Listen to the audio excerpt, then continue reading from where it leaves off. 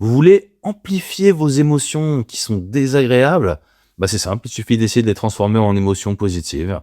Alors oui, je sais, ça va contre tout ce qu'on entend régulièrement, mais c'est comme essayer de crier sur une alarme incendie pour qu'elle s'arrête. Ça sert vraiment à rien, et c'est ce que nous démontre toute une série d'études scientifiques.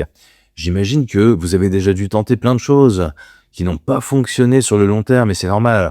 On a tous fait ça, on fait tout ça instinctivement, et ça va pas s'arrêter, hein. C'est-à-dire de repousser des émotions désagréables. Par exemple, on peut juste essayer de se reprendre et de se dire: «Bon, bah, allez, on va se motiver», ou peut-être que certains ont déjà testé, d'autres choses comme la respiration profonde dès que l'angoisse monte. Alors ça peut avoir un effet à court terme, hein, c'est pas forcément mauvais. Parfois non d'ailleurs, ça peut ne pas avoir d'effet. Encore une fois, ça peut fonctionner sur le court terme, mais au final, l'émotion a tendance à revenir 2 fois plus forte, et c'est normal.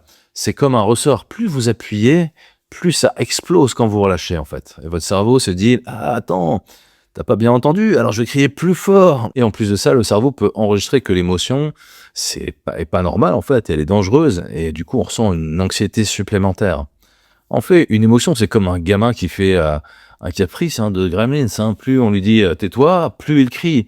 Mais si on lui dit allez, vas-y, viens, je t'écoute, qu'est-ce qui se passe? Il va pas exploser dans tous les sens, au contraire. Donc, au lieu de transformer l'émotion, on peut lui faire de la place sans la juger. Donc, je vous propose de tester ça, en fait, de manière pratique maintenant.